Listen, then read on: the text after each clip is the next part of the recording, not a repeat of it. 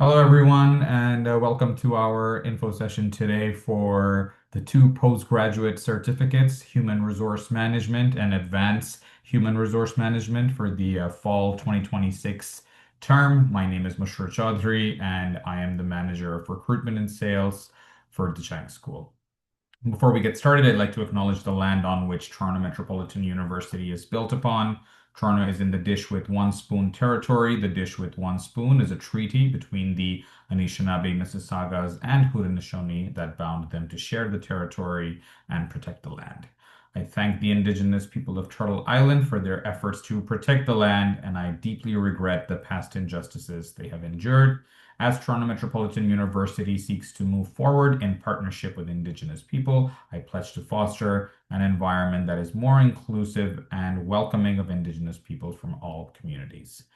Now, I'd like to go over a few items so you know how to participate in today's session. Your microphone is muted throughout the event so as not to disturb other attendees or the presenters. For the hearing impaired, we have automated captioning available, which you can access by activating it in the toolbar at the bottom of your screen. And you can submit your questions to our panelists by typing them in that question box. We'll collect them throughout the session and address them at the end during the Q&A portion. Now I'd like to introduce today's guest speakers. Joining us are Marla Mazer, Program Manager for Continuing Education at the Chang School, Deirdre Chong-Smith, Director and Ontario Practice Lead for Compensation Consulting at Eckler Limited and instructor at the Chang School, and Nikhil Rathan, Senior Manager at Best Buy Canada, and also an instructor here at the Chang School. And finally, Nicolette Holness, Early Career Specialist at the HRPA. Now, before we do our presentation, wanted to do a quick temperature check of the virtual room that we're in and get this poll on the way. So if you could just take a couple of seconds to answer this poll for us, what motivated you to consider this certificate? We've got career advancement, career change, skill building for current role, personal interest, and other as our options. And then for the second question, it's what is your current level of familiarity with the certificate or the field? Um, Either high, well informed about the program, moderate, you have basic awareness, or low, which is you have minimal or no prior knowledge, and that's totally fine as well. All right, so we'll leave that on for just a couple more seconds, and then we will get started.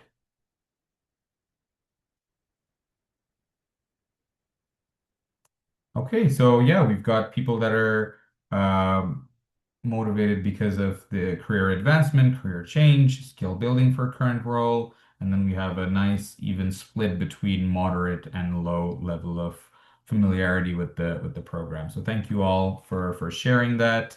Now I'll invite Marla Mazer, our program manager, to go over a quick overview of both the certificates. Welcome, Marla.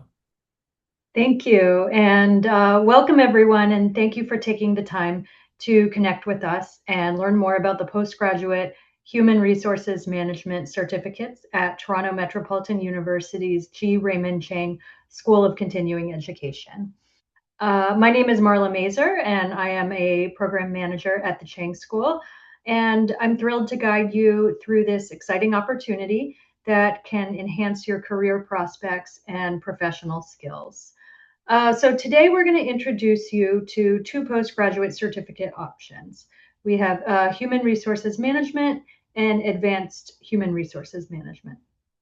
While the programs are closely connected, they're designed to support learners at different points in their HR careers. So today we'll help you understand the differences and think about which pathway may be the right fit for you. And throughout the presentation, I'll take you through some of the most important program details. And as we walk through the information, please don't hesitate to pop your questions in the chat. And after my presentation, you'll have the opportunity to meet some of the experts involved in the development and instruction of these programs as well as a representative from Human Resources Professionals Association. So feel free to submit questions that you may have for our panelists at any time. We are all here for you, so please take advantage of the expertise we have in this session. So let's get started with a quick overview of what we'll cover. Today, we're going to focus on the information we hear prospective learners asking about most often. We'll begin with how the programs are structured, including delivery, time commitment, and cost. And then we'll talk about who these programs are designed for and what you'll learn in each pathway. We'll look at some of the career opportunities these skills can support, walk you through the admissions and applications process, and talk about the broader benefits available to you as a Chang School and TMU learner. And finally, we'll show you how to take the next step if one of these programs feels like the right fit for you. So let's start by looking at the two program pathways. This slide gives you a quick comparison of the two programs. The Human Resources Management Certificate is the broader pathway. It consists of 5 courses, and it's typically completed in about 1.5 to 2 years. The Advanced Human Resources Management Certificate has 4 courses and can generally be completed in approximately 1 to 1.5 years. Both are fully online and include weekly live sessions and are practical and project-based. So learners should plan for approximately 5 to 8 hours of work per week while enrolled in a course. And the important thing to keep in mind is that these aren't simply 2 versions of the same program. The right choice depends on your existing HR knowledge, experience, and career goals. The Human Resources Management program provides a broad foundation across core HR functions, while the advanced program moves further into areas such as succession planning, compensation, labor relations, and learning and development. Together, both of the programs fulfill the required education for the Certified Human Resources Management and Certificate Human Resources Leader designations. There is flexibility in how you pace your studies, which can make it easier to balance the program with work and other commitment.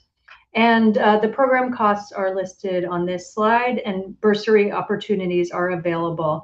So please feel free to connect with an advisor if financial support is something you'd like to explore. Next slide. These programs can support several different types of career journeys. You may already be working in HR and want to strengthen or validate your skills, build confidence, or position yourself for advancement. Or you may also be working towards an HR professional designation, such as CHRP or CHRL. And for others, this may be a career transition. You might be moving into HR from another profession, bringing international experience into the Canadian labor market, or taking on more HR responsibilities within your current role. And the programs can also be valuable for managers and small business owners who may not have HR in their job title, but are responsible for hiring, employee relations, performance, policies, or other people-related decisions. So there isn't one single profile of the ideal learner. The common thread is a need to build stronger practical HR capability.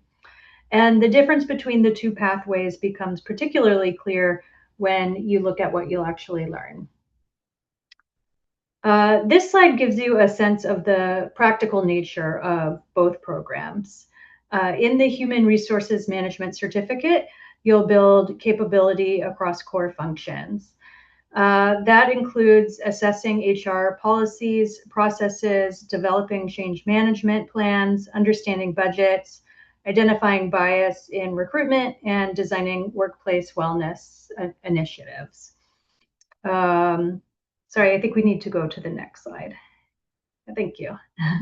So I just explained the Human Resources Management Certificate, and then the Advanced Human Resource Management Certificate builds on that foundation and moves into a more complex strategic area. You'll work on succession planning, participate in a collective bargaining simulation, develop fair and equitable compensation systems, and assess learning needs to create a training proposal. One of the things we've deliberately built into both programs is application. So you're not simply learning terminology or theory, you're using that knowledge to create things that resemble work HR professionals actually do. And that means you can strengthen your skills in supportive learning environments and apply them more confidently in your day to day work. And those skills can support a wide transition of career directions. Okay. HR is a broad field, and that's reflected in the range of roles on this slide. Depending on your previous experience, education, and the direction you want to take your career, opportunities can range from HR coordinator and generalist positions through to specialized roles in talent acquisition, staffing, disability management, or workforce consulting. For more experienced professionals, HR business partner, HR manager, and eventually director level roles may be part of that progression. So I would encourage you not to think of this as a list of jobs that a certificate automatically qualifies you for, because career progression depends on your overall combination of education, experience, skills, and professional credentials. So instead, think of these as examples of the kinds of HR career pathways that the capabilities developed in these programs can support. If one of those pathways aligns with where you'd like to go, let's look at what you need to do to apply. So the application process is quite straightforward. Applicants would normally have an undergraduate degree, although we can also consider a combination of equivalent professional experience and education. And to apply, you'll prepare an up-to-date resume highlighting your most relevant experience in education, complete the online application, upload your resume, and then submit. And the Chang School normally follows up within 2 business days, with exceptions around holidays. If you're unsure whether your particular combination of education and experience meets the admissions requirements, don't automatically rule yourself out, because that's exactly the kind of question our advising team can help you work through. And I also want to draw your attention to the note at the bottom of this slide. Um, these For international learners, these certificates are not eligible for a post-graduation work permit. And finally, admission gets you into the program, but registering for the certificate and enrolling in the course gives you access to much more than the credential itself. One of the things we want learners to understand is that you're not simply registering for individual courses. As a learner in the program, you'll also have access to many TMU-wide resources, such as academic and career advising, including resume support, interview coaching, and insights into trends affecting the HR profession. You'll also have opportunities to build connections with peers and industry through Chang School events and networking opportunities. And the online format is great because it also gives you flexibility to join the classes from any location, while still providing a regular live interaction with instructors and other professionals who bring their own workplace experience into the classroom. And beyond your courses, you'll have access to other TMU resources, including university library and digital learning tools, as well as financial support options such as bursaries and scholarships. So while earning the credential is important, we want the overall experience to support your broader professional growth. And if you're thinking one of these programs might be the right next step, here's what you can do. If you'd like to move forward, there's a few options. First, you can visit the Chang School website to learn more about either certificate and begin your application. If you're still deciding between the human resources management and advanced human resources management programs, or if you have questions about whether your education or experience makes you a good fit, then please connect with us. Our advising team can help answer questions about eligibility, program selection, and different career pathways you may be considering.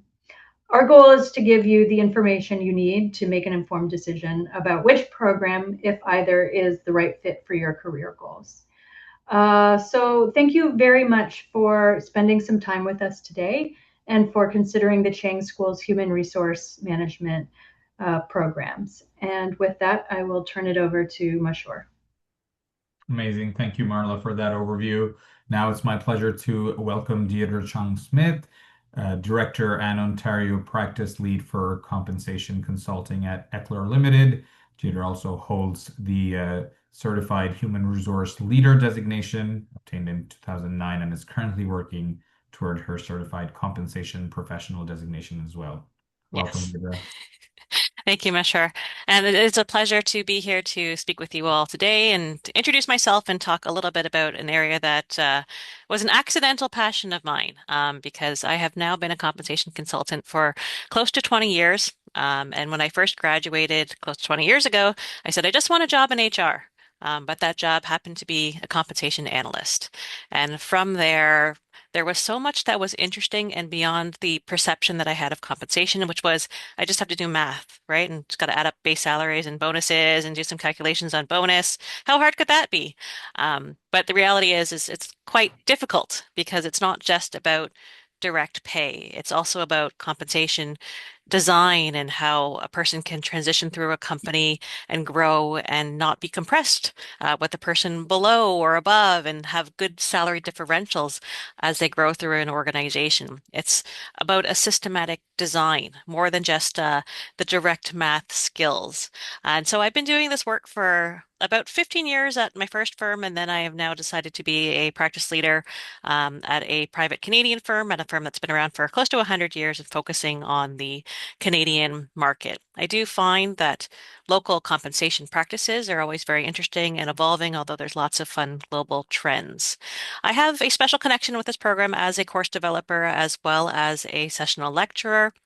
And I do feel quite passionately about the content that was designed for the course. I think every other compensation course I had taken in the past did not make me really excited about my first job as a comp analyst because, again, I didn't have that positive perception.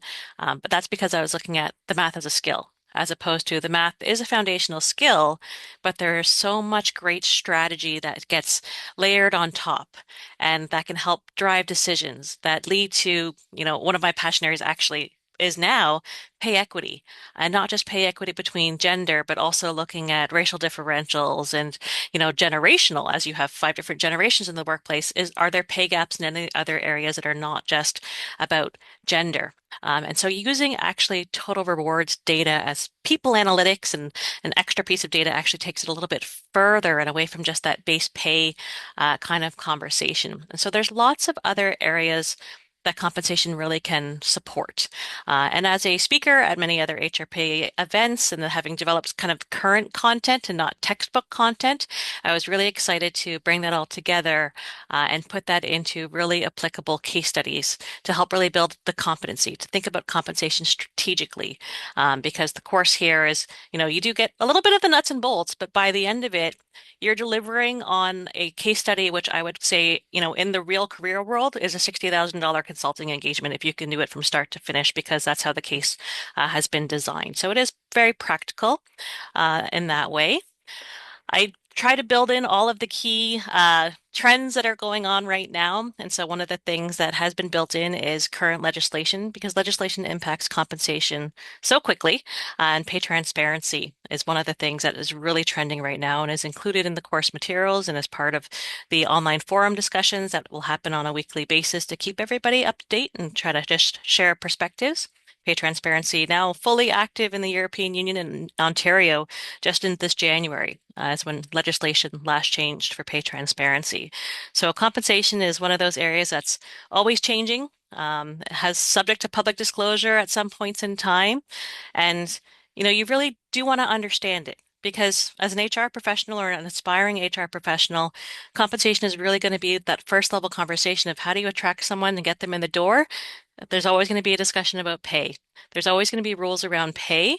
But selfishly, I would think that you would want to learn about compensation because you yourselves will find yourself in a position of a negotiation, and you likely want to have a better understanding of compensation so you can think about, well, what total rewards do I want to look for in a company? Is it just base? Is it bonus? I'm looking at pension, benefits, other compensation, career development, and what do I need to really consider as I negotiate for myself, as well as working as an HR professional. So that's me in a nutshell. Thank you. That's amazing. Thank you so much for that insight from your perspective. I love to hear how you're bringing real world case studies into the course because we always get questions about that, about how we're working with real world examples or not. So thank you for doing that. And yeah, I'm always wondering, what my total rewards look like. So I'm sure that's a fun thing to look at and to find out. So thank you again. Thank you for being with us and helping develop the courses. And thanks for joining us today and sharing your insights. Thank you.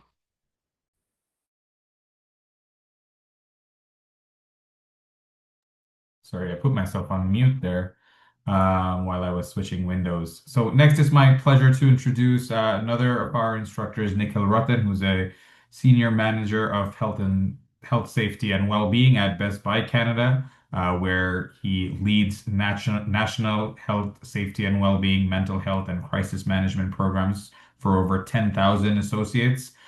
With over 10 years of experience across engineering, HR, and occupational health and safety. Nikhil also holds his CHRL, CRSP, and ECGP credentials. He's dedicated to advancing workplace safety, well-being, and a culture of care and inclusion. And we're happy to have Nikhil join us today. Welcome, Nikhil. Thank you, Mashu, for having me. Welcome, everyone, this evening. I'm glad you're all here exploring the Human Resource Management Program with TMU. Kind of Mashu alluded to, I've been with the organization for many years. Big part of my early career was in the operational side and then migrating into human resources and eventually into the occupational health, safety, and well-being space. And what I can say is, as the environment is evolving and all the workplace challenges in terms of large and medium organizations, it's really important to understand the risk framework has really evolved over the past, I would say 10 to 15 years. And what people expect when they come to work, what they expect in terms of how they're treated, in terms of how they are kept psychologically safe, has become a really big part of what a lot of human resource teams are engaged in.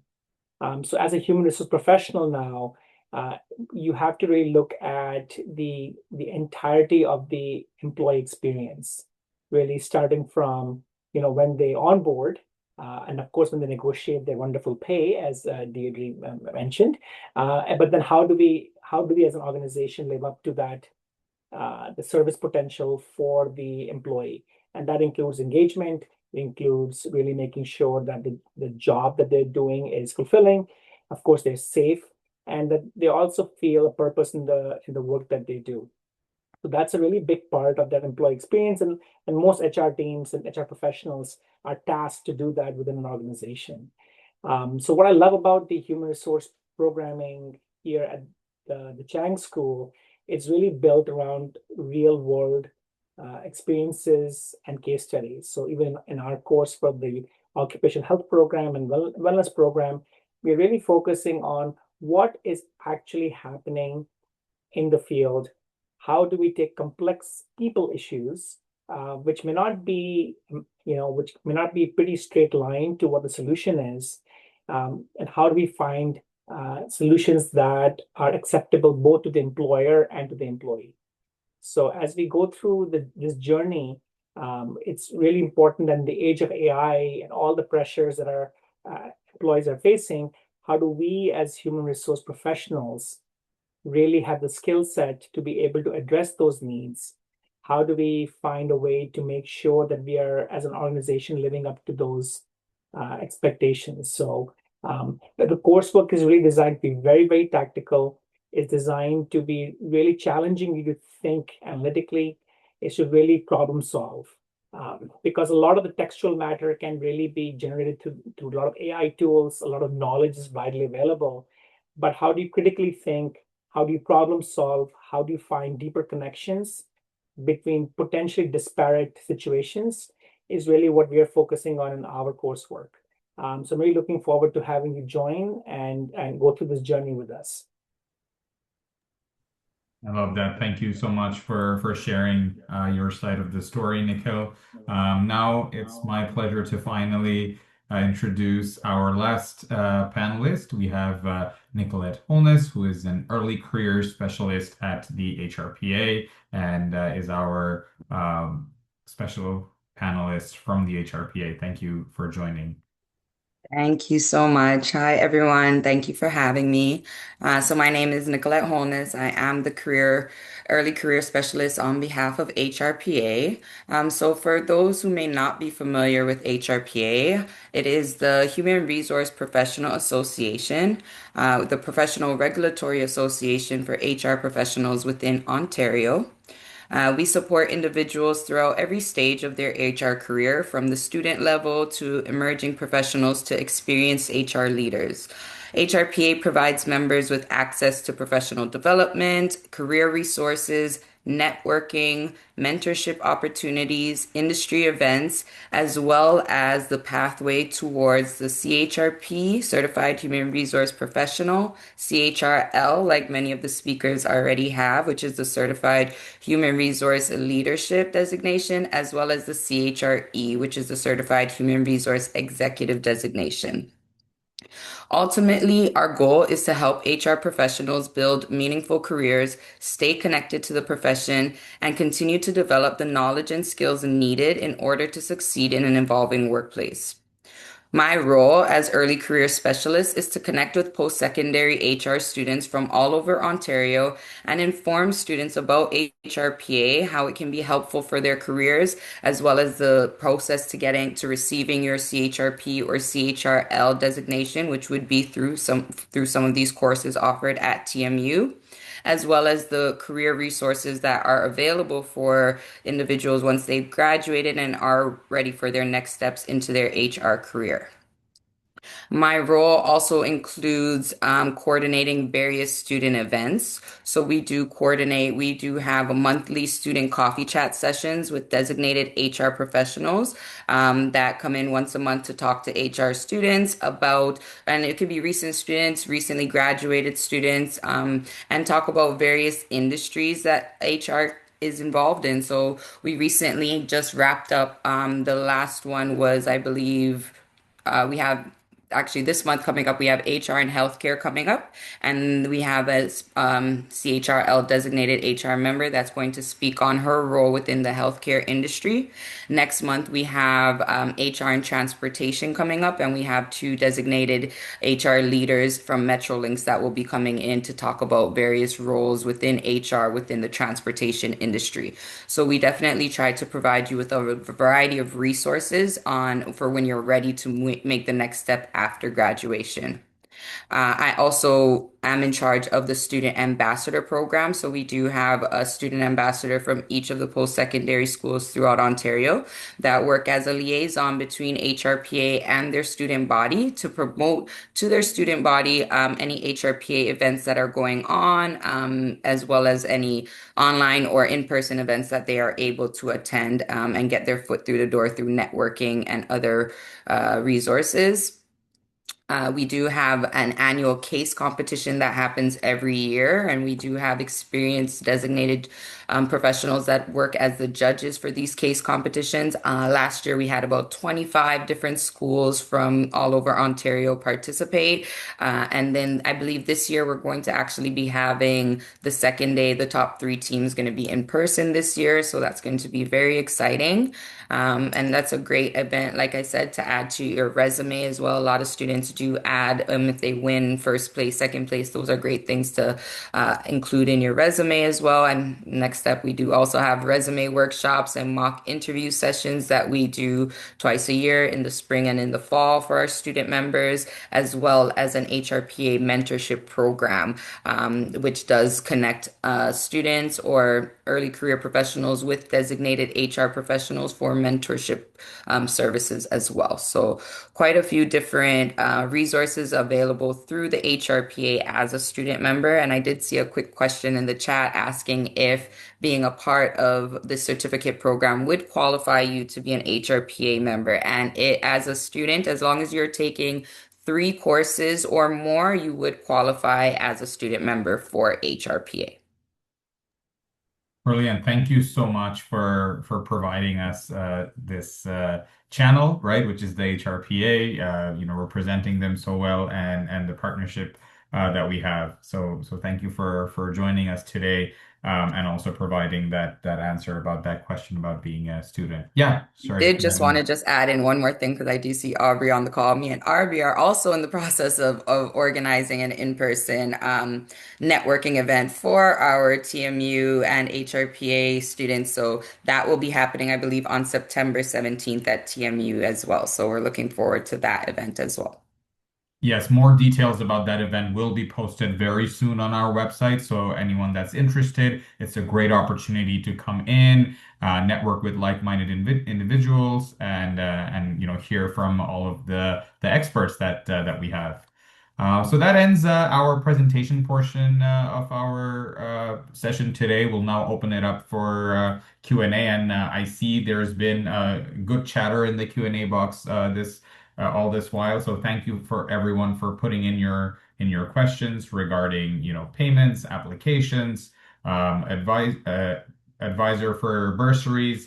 Feel free to reach out to us, and we will help answer those questions in more detail if they're not clear. But one question that I want to pose out right now to our panel, currently in the middle of a degree in human resource management, is this certificate beneficial, or do you recommend a different certificate to go with the HRM degree? Aubrey, maybe you want to kick things off with that, and yeah, we can start with you. Sure. Thanks, Ms. Sure. Thanks so much for the question. I think this is a really great question, actually, because you may not notice the difference between a degree or a certificate, what's going to be the most beneficial for you. So it depends on what is included in your degree. So the courses that are in these two programs, they meet the educational requirements for the HRPA's CHRL and CHRP designation. So you may find them in your degree program. They may be a little redundant. So I would take a look at the courses to see if they are equivalent. If they are, then I definitely recommend you continue with your degree and not pursue these certificates. That to say, we do have some other certificates at the school that you may be interested in. We do have a People Analytics for HR Professionals certificate, and this kind of ties into a data question I saw in there too. And that one will take you through People Analytics. You'll learn how to work with data. It's a lot, very focused on storytelling. So it does take you through some light analytics, does really focus on storytelling, really helps you identify the data you need to understand how to get and collect the data, what you do with it, how you clean it. So some of those more technical things. But then how do you present that data? How do you interpret it? How do you present it to an executive leader? And that program takes you through those aspects. So I would recommend if you to look at your courses in the degree, look at the certificate, see what's equivalent. And if you're finding that there's too much overlap, head towards a different certificate, either while you're currently doing your degree or maybe after. Depends on what your workload looks like. The courses and our other certificates similarly to this one, where you'd probably have to dedicate about 5 to 8 hours per week. Good to prioritize your education, but definitely take a look and see if there's that overlap. That's a great answer. Thank you for saying that, Aubrey. And I recommend everyone to take a look at all of the other post-grad certificates that we have, and you might find something that might interest you a little bit more. We'll jump to the third question here because I know, Deidre, you said you wanted to answer that live. So the question is, how does the program prepare students for HR roles that involve AI and data analytics? Yeah, and so we had this discussion a few times within the course development team about involving AI and, can students use AI? And the answer is absolutely. It's a tool, that is out there. And depending upon if you have a paid version, if you don't have a paid version, you're going to have access to a certain version of the tool. And I think it's important to develop that skill in how to use it. And so there are actually exercises, especially within the compensation course, where you'll have the opportunity to use AI, but also it encourages you to think critically and identify biases in some of the AI output. Because AI is, one of the smartest, but also most ignorant analysts you could possibly have sometimes.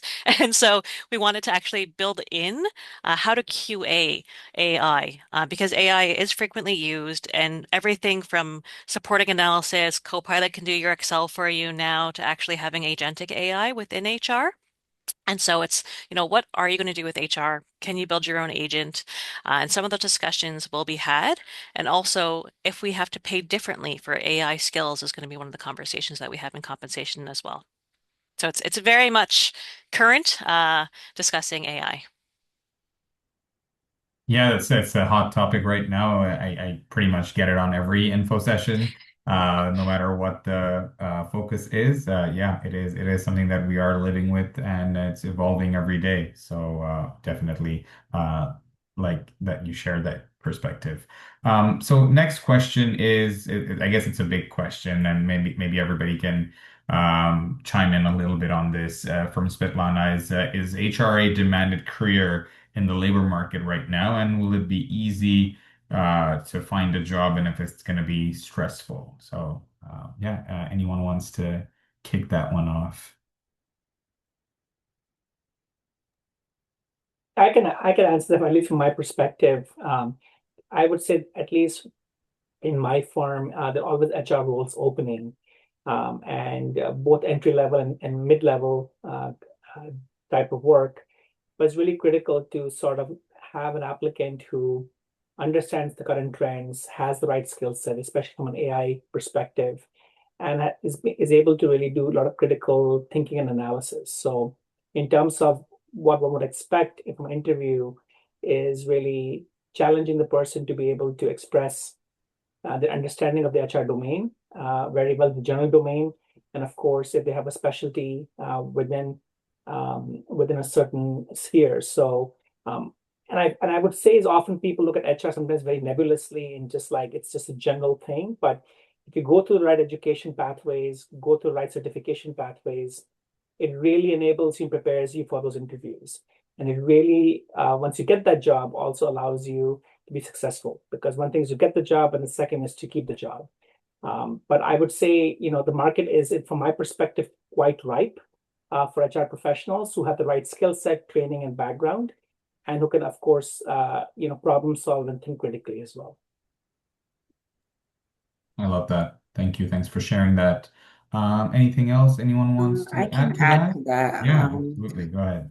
So HR is overall an important function across every industry. The only thing I will mention is obviously the HR departments are usually very small departments. So the entry level roles can be a bit more competitive. However, there is strong growth as you go on into more higher level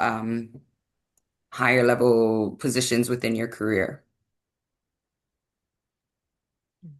Love And it. I'll also just add on to that HR is definitely in demand. I would actually say I hire a comp analyst probably every single year, just because they keep on getting poached from me. And so, recruiters are busy taking from my team. And so it can be easy to find a job, but this is also where, events like this or events like Nicolette discussed, going to the HRPA events and networking, because, getting messages, I'll put people through screening, right? And so it's easier to find a job if you're here and you're participating and you chat with your fellow colleagues, or you chat with your sessional lecturers and you make those connections. Because, if there are 1,000 applicants, but you have made a personal connection with somebody, they might get you past that first level AI screener if you didn't have enough exact word matches to the resume or whatever screening methodology that they're using at certain firms. And so it can be easier to find a job, especially at the entry level when there is a very big pool of candidates, if you can differentiate yourself. And Amazing. for the second part, is it a stressful job? It always depends. It's always stressful at the start and then becomes less so as you become more and more solid in your role. Yeah, I think that that's the same for any role, right? In the beginning, it might feel that way, and then as you get the hang of it, it gets better. Next question is for Nikhil. What area of HR would you recommend students specialize in if they want strong career growth? Well, I would say, organizational behavior, compensation, of course, risk management. I would say these are the big and training and development domains are quite growth focused. Again, I'll be a little bit biased to the work we do. Wellness programming, creating, spaces that are inclusive, that really take care of humans. And it's really a human-centric work. So I would say it's a lot of growth in those areas for sure. So but one thing I love about HR is almost like a sandbox where when you get into it, you have so many flavors, and sometimes you're doing so much cross-sectional work that I have not met yet an HR professional who just sits and does one thing. There's a lot of cross-section, and having that breadth of knowledge really helps you understand where those opportunities are, and what really what you're really good at, right? You soon understand what you're really good at. For me, training and development is huge. I love that function. It really, it's something which I work very closely with. So it depends, and of course, labor relations, another big part, is very regulatory. There are a lot of elements that I intersect with. So those are some of the domains that are always in high demand for sure. All right, next question. Maybe Nicole, you can allude to it a little bit, and then anyone else can jump in. Are the courses specifically designed to help prepare students for HRP exams? So I'm guessing they're referring to the CHRP or the CHRST. Yeah. Yeah, for sure. So HRPA does offer prep courses for both the CHRP and the CHRL exams. They offer the prep courses include PowerPoints, a reading list, practice exam questions, as well as a teacher that you're able to ask questions to, and also a discussion room for other students that are also studying for the exam that you can connect with. But I do suggest also for individuals that have just graduated from an HR program that you can possibly purchase just standalone practice exams and then go through those before you might not need the entire prep course. You can just purchase standalone practice exams as well.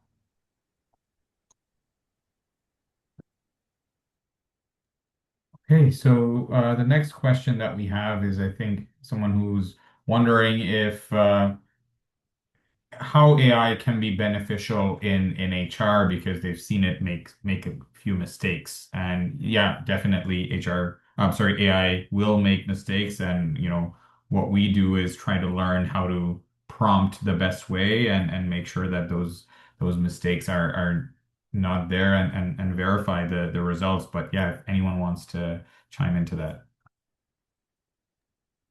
I think it's interesting that the way that the question was worded, that you knew it was wrong. And I think we always have to have that human in the AI loop to be able to do the QA check and to figure out, well, where is the AI getting it right? Because AI is great. Like, it can read a policy document and pull out exactly what you need and find a specific answer very quickly. Or it can, read a job description and make a summary very quickly. And so it can do a lot of these things faster than we can. But knowing if it's right or wrong, that's where the human element is, and we can't let that go. That's, they talk about guardrails and kind of building in your tech governance and all the different steps to interfere with what you might want AI to do, because we can't just fully automate human resources. We got to keep the human in the human resources. I just Awesome. wanted to Yeah, add thank to you. that Yeah, go ahead. many organizations that do incorporate AI, for my example, we had to sign off on documents saying that you can't blame AI for mistakes or issues within your work that AI did. You have to be the final person to review any document or review any material that AI is producing. You can't just make AI produce it and then send it out. You have to do that last check, the quality assurance check, like Deidre mentioned, prior to Mhm. just trusting AI. That's right. Nikhil, did you want to add anything? I thought I saw you come off the mic. Yeah, I just wanted to say I agree with both the panelists. It's really I would say as you go through your HR journey, learning how to prompt and putting all the guardrails, you really have to be a prompt expert and to really understand as an end user of the LLMs, just to understand how do we do that. And of course, like in my space where I deal with a lot of regulation, be extremely, extremely careful because how it interprets and gives you sometimes outdated data. So if you're going to be in the sort of the human impact space where there's regulations involved, where there could be potential liability afterwards for the organization. Yeah, it's a lot of, you really have to upskill yourself in making sure that you have the right prompt capabilities and guardrail and governance when it comes to AI. Exactly, definitely.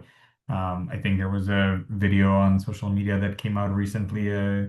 Official read out a speech while saying the AI prompt in the beginning as well. So it was pretty obvious that they didn't do the verification that much. And yeah, you can definitely ask the AI for recipes. Someone mentioned in the chat.